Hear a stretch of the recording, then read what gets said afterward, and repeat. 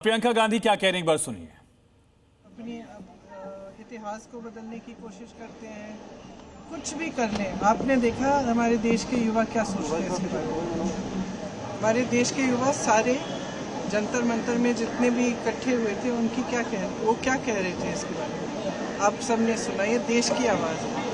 ये देश, इस देश की आज़ादी के लिए जो लड़ाई लड़ी गई वो अहिंसा और सत्य पर आधारित थी। उसमें आरएसएस कहीं नहीं थी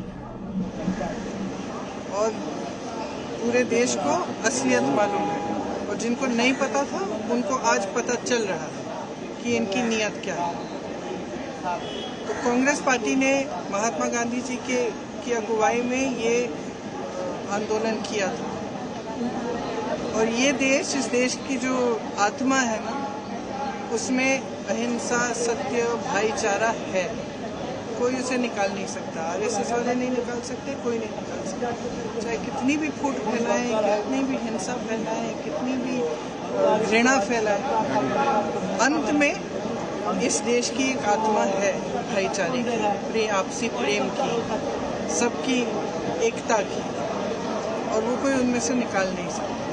यूपी ने कल का फायरिंग की बात कही, मंत्री ने सदन के अंदर कह दिया कि फायरिंग हुई ही नहीं है और राहुल गांधी झूठ बोल रहे हैं। वो उस लड़के जो राहुल जी आपके सामने लाए थे, उस लड़के को, उसके पूरे शरीर में पैलेट्स कहाँ से आई? आसमान से गिर गई?